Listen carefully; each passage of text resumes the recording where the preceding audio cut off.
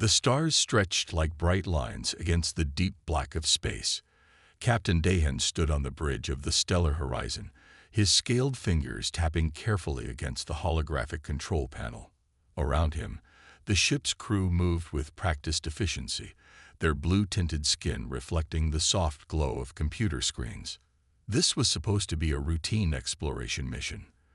The Chiral Confederation had been mapping unknown sectors of the galaxy for decades, and today seemed like any other day. But something was different. The long-range sensors had picked up an unusual signal, something that didn't match any known alien communication patterns.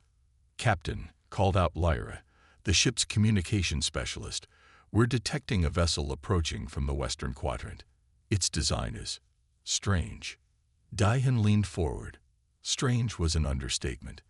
The incoming ship looked nothing like the sleek, crystalline designs of Chiral vessels or the angular structures of other known galactic civilizations. It was almost primitive, a hulking metal construct that looked like it had been cobbled together from different parts. "Identify yourself," Dahan spoke into the communication array. His translator automatically converted his native language into a universal frequency. Silence. Then, a voice crackled through the speakers. It was rough, confident, and completely unexpected. "This is the human diplomatic vessel Harmony. We're here to establish first contact." Human. The word meant nothing to most of the crew. The Chiral had explored thousands of star systems and encountered dozens of intelligent species, but never one called human. Lyra's hands moved quickly across her console. "Captain, I'm running their communication through our translation matrices. They appear to be from a planet called Earth, located in a sector we've never thoroughly mapped." Dahan's translator worked overtime, converting the strange sounds into comprehensible language. The humans spoke about peaceful intentions, about a desire to expand their understanding of the galaxy. But something felt off. The Chiral were a cautious species. They had survived countless galactic conflicts by being prepared for anything.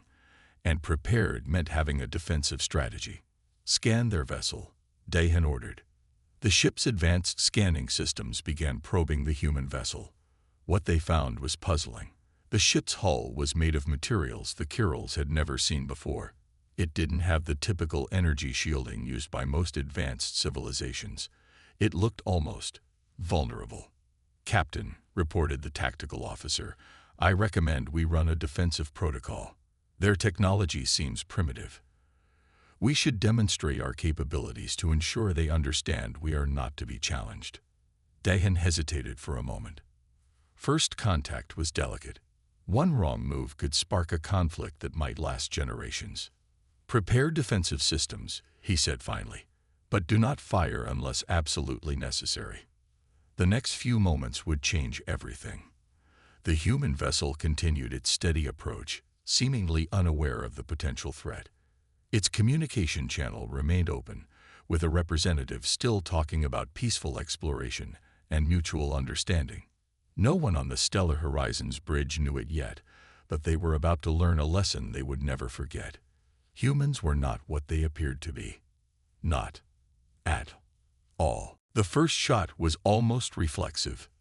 The tactical officer's hands moved almost before Captain Dahan could process what was happening.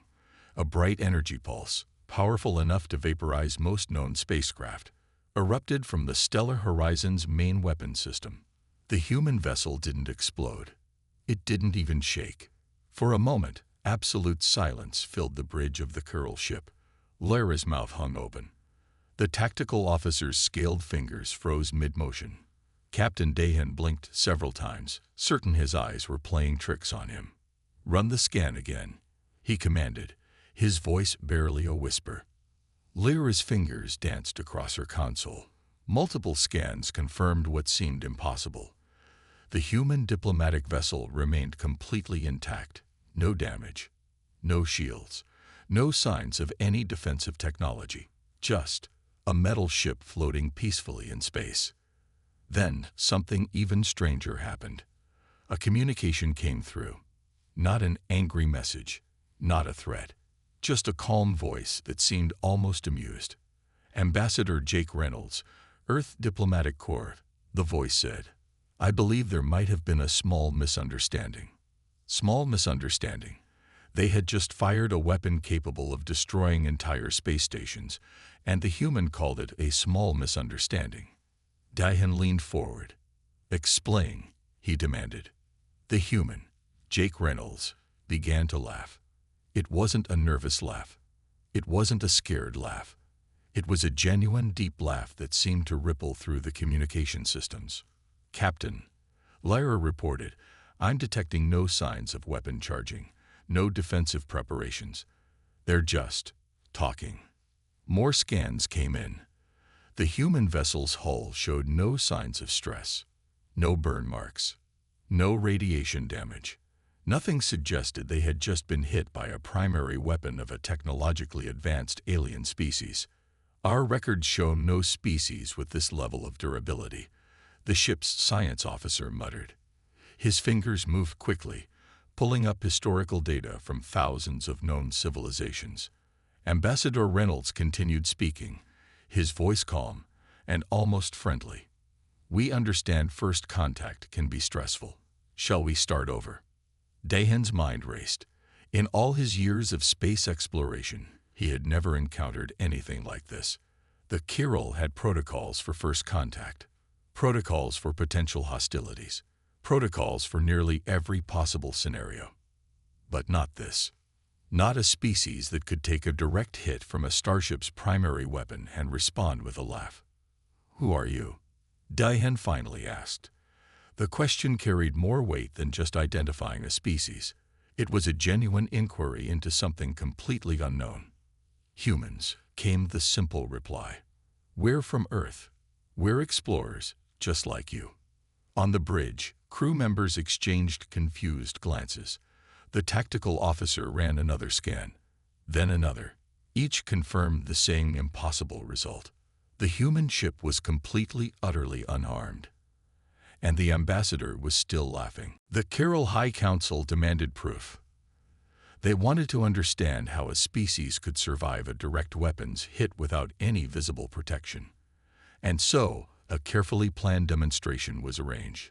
On a remote research station orbiting a dead planet, the most advanced scientific minds of the Kirill Confederation gathered. They brought every weapon in their arsenal. Energy disruptors that could slice through battleship hulls. Radiation emitters that could sterilize entire planetary ecosystems. Plasma cannons that could melt mountains. They needed volunteers. 5 humans stepped forward. Led by Captain Alina Park, they looked almost bored by the entire setup. While Kirill scientists ran final checks on their equipment, the humans chatted among themselves, drinking something they called coffee from small metal containers. Are you sure about this? Asked Dr. Rima, the lead chiral scientist. Her scales shifted color, a sign of extreme nervousness. Captain Park just smiled. Absolutely. The first test began with a low-power energy beam. Most species would have shown some sign of damage. The human test subjects didn't even flinch. They moved to stronger weapons. A radiation pulse that could kill most living creatures in seconds was directed at the humans. Nothing happened. They continued talking, seemingly unaware that they had just been hit by a weapon that could destroy entire biological populations. The plasma cannon test was next. The weapon could reduce a solid metal block to liquid in milliseconds. When fired at the humans, it simply dispersed around them. No burn marks, no damage, not even singed clothing. Dr. Rima's hands shook as she checked and rechecked her instruments. This is impossible, she muttered. Captain Alina Park walked up to the lead scientist. Any more tests? She asked, almost playfully. The Kirill scientists were beyond confused. They began discussing theories. Some suggested advanced technological shielding. Others proposed genetic modifications. A few even whispered about supernatural abilities. But the humans just waited, patient and calm. We can continue if you'd like, Captain Park said. Her team nodded in agreement, looking more interested in finishing their coffee than worrying about the weapons pointed at them. One of the younger Kirill researchers approached Ambassador Jake Reynolds. "How?" he asked simply. "How is this possible?" Reynolds smiled. "Humans are complicated," he explained. "We've survived everything our own planet could throw at us. A few alien weapons are nothing new." More tests followed. Sonic disruptors, molecular destabilizers, quantum interference weapons. Each test failed to produce any effect on the human test subjects. By the end of the day, the Kirill scientific team was exhausted. The human team looked like they had just finished a casual morning exercise. "We're done," Dr. Rima announced, her voice a mixture of defeat and fascination. "We need more time to understand." Captain Park nodded. "Understood. When would you like to continue?" The Kirill scientists had no answer. For the first time in their long history of galactic exploration, they had encountered something completely beyond their understanding. Humans, it seemed, were not just another species. They were something else entirely. The research facility buzzed with nervous energy. Kirill scientists worked around the clock, trying to understand the humans who had completely shattered everything they knew about biology and technology. Dr. Rima called a special meeting. The conference room was filled with the top minds of the Kirill Confederation. Ambassador Jake Reynolds and Captain Elena Park sat quietly, waiting patiently as the aliens examined them with complex scanning devices. "How do you do it?" Dr. Rima asked directly. Her translator converted her words perfectly, but her frustration was clear. Captain Park smiled. "Would you like the simple explanation or the complex one?" The room went silent. The humans were about to reveal something. "Humans have spent centuries preparing for survival," Elena began. "Our planet was never easy. We faced ice ages, asteroid impacts, global diseases, and countless environmental challenges. We didn't just survive. We learned to adapt." A holographic display flickered to life. It showed the complex history of human medical and genetic research. Layer after layer of technological advancement appeared, each more complex than the last. "Nanotechnology," Jake explained, "is our key breakthrough. We've developed microscopic machines that can repair our bodies faster than any damage can be done." The Kirill scientists leaned closer. The hologram showed tiny machines moving through human blood vessels, repairing cellular damage almost instantly. Weapons that would destroy most biological systems were simply neutralized by these microscopic defenders. But it wasn't just nanotechnology. The humans had developed multiple layers of protection. Genetic modifications that increased cellular regeneration, advanced medical technologies that could rebuild tissue in seconds, biological adaptations that allowed them to survive in extreme conditions. "Our bodies are like living computers," Elena said. "We can adapt to almost anything." Dr. Rima's assistant pulled up comparative charts. Humans had survival rates that defied all known scientific understanding. Radiation levels that would kill most species. Humans could walk away without a scratch. Extreme temperatures, just another day for them. "We didn't choose to be this way," Jake explained. "Our history forced us to become survivors. Every challenge made us stronger." The Kirill scientists saw images of human history, harsh environments, constant conflicts, technological challenges that would have destroyed other species. But humans kept moving forward. They didn't just survive, they thrived. One of the younger Kirill researchers raised a hand. "But why aren't you using this technology to conquer other species?" Jake laughed. "Conquest is expensive. Understanding is cheaper." The room fell silent again. The humans weren't a threat. They were something far more interesting, a species that had learned to survive through intelligence and adaptation. Captain Park stood up. "Any more questions?" she asked. The Kirill scientists had thousands, but for now, they could only stare in wonder. Humans were not just another species in the galaxy. They were something entirely new. News travels fast in the galaxy. Faster than light, faster than sound. By the time a standard day had passed, every known alien civilization had heard about the humans who couldn't be destroyed. Panic spread quickly. The Galactic Council emergency meeting was unlike anything in recent history. Representatives from hundreds of different species crowded into the massive circular chamber. Holographic displays showed the human demonstration on repeat, weapons failing, humans laughing. "They are a threat," shouted the Vorax representative, his tentacles waving wildly. "A species that cannot be damaged is a species that cannot be controlled." The Crystalline Confederation representative remained calm.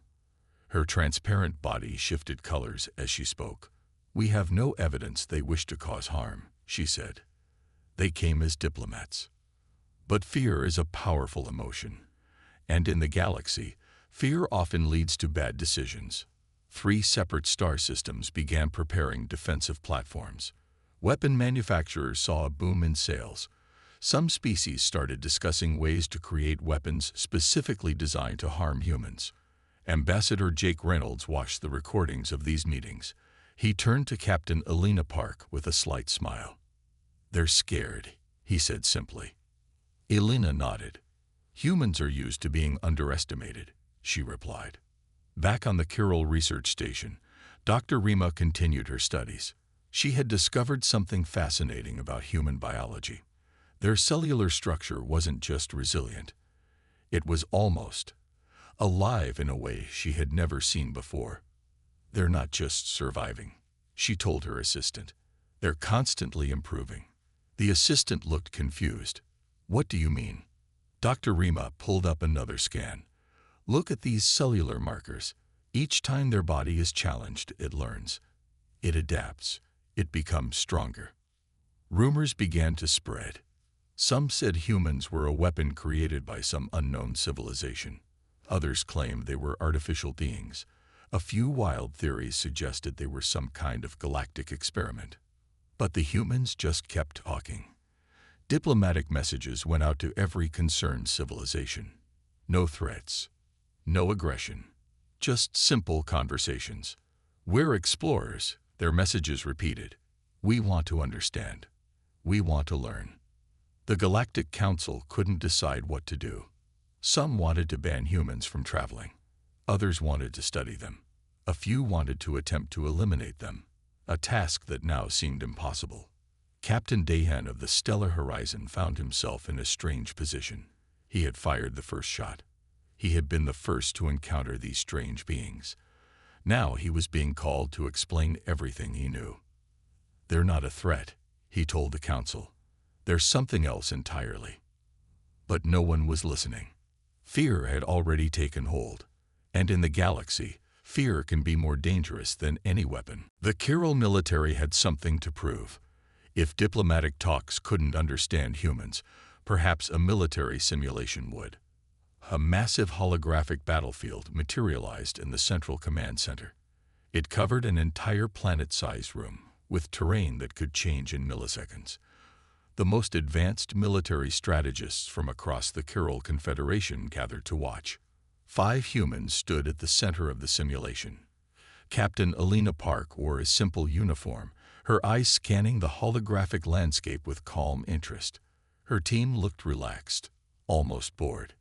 "Simulation begins in 3 minutes, announced the military commander.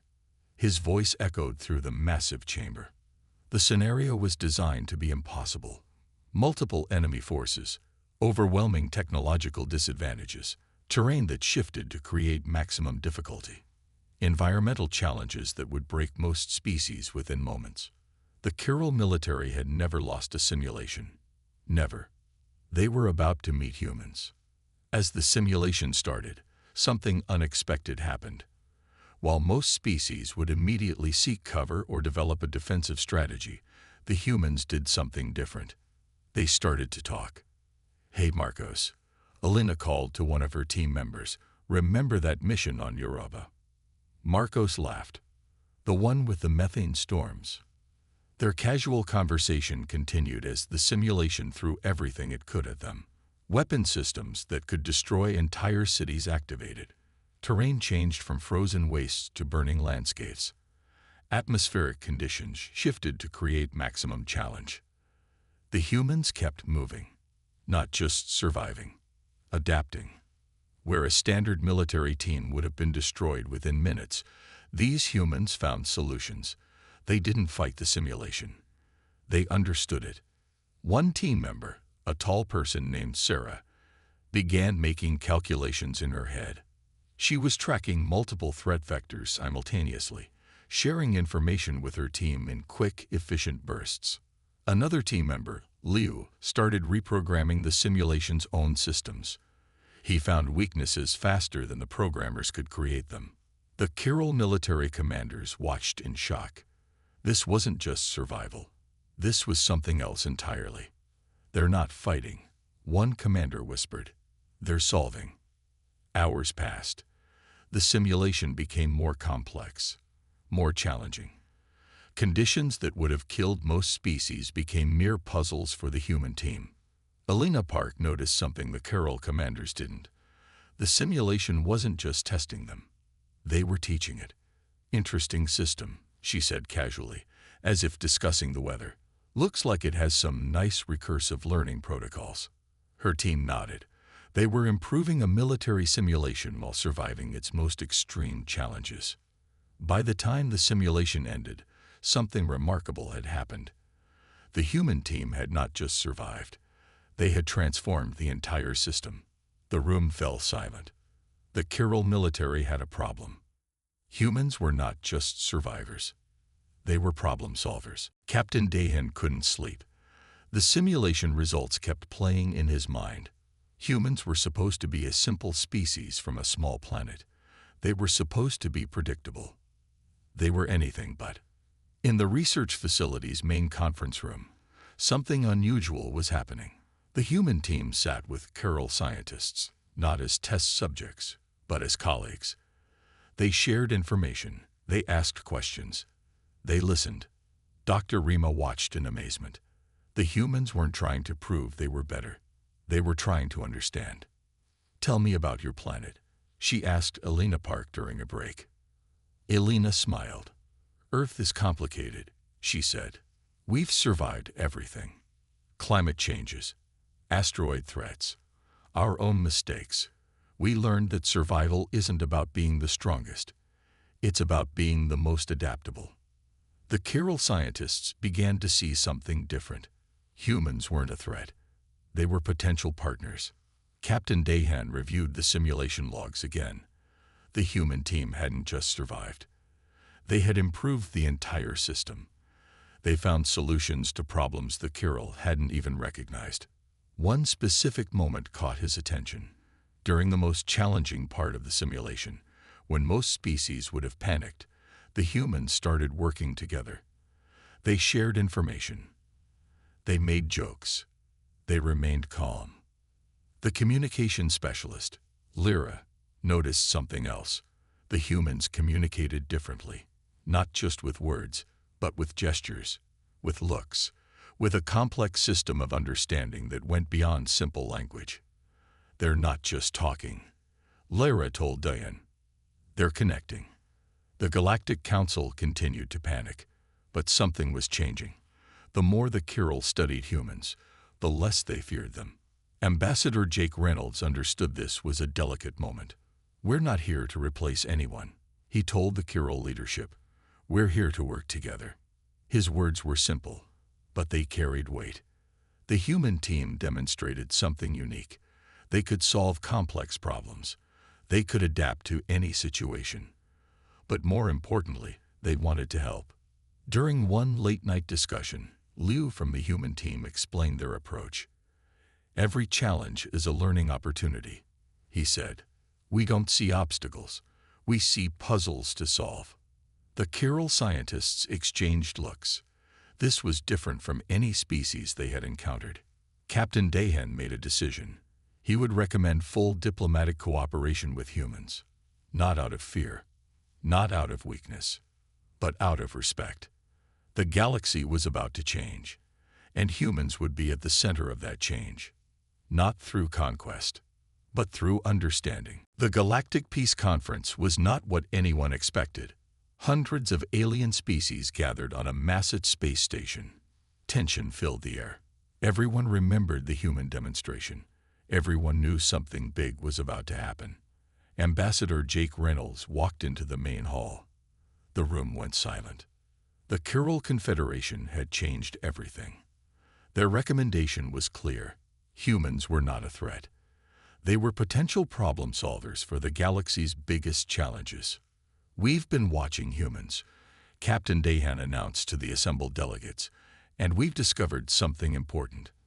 Dr. Rima stepped forward. Her presentation showed how humans approached problems differently.